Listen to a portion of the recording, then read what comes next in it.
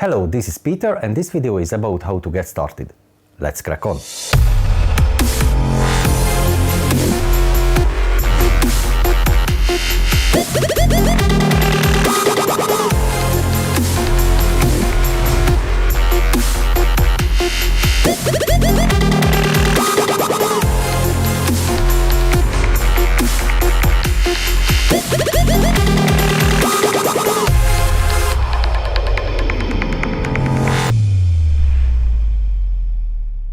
So you want to fly something like this, or this, or even a bigger one. Just open the box, unpack everything, boot up, and let's go flying. Easy as pie. Outdoor. Perhaps this is not the best way how to start flying. Then how? If you ever want to fly RC helicopters or drones, you need to get there somehow, without a ton of money, hundreds of crashes, or spending a lot on spare parts.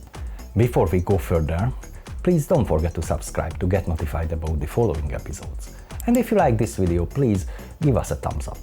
What is the best way to learn? All RC helicopter pilots will tell you simulator. Drone pilots might disagree, but ask them to land on a spot with nose in.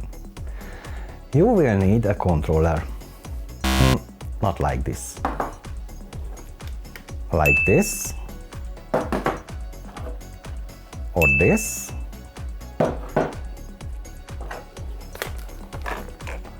Or this.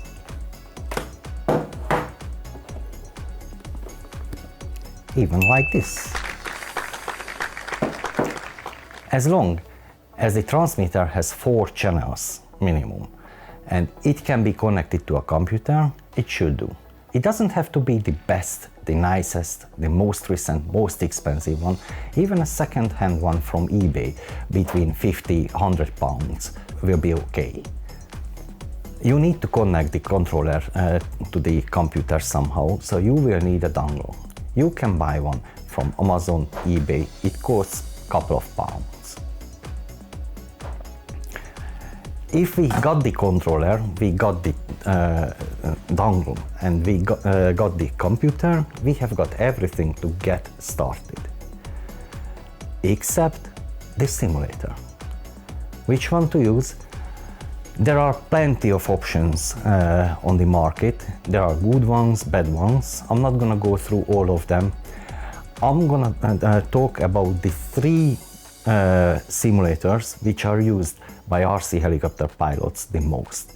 These are Accuracy, Heli-X, Next. In other videos, we are gonna go through the pros and cons of these simulators. Until then, you can download all of them in demo versions, you can install them for free and test which one can run on your computer smoothly, which one suits you. Let us know your preferred one in the comments below.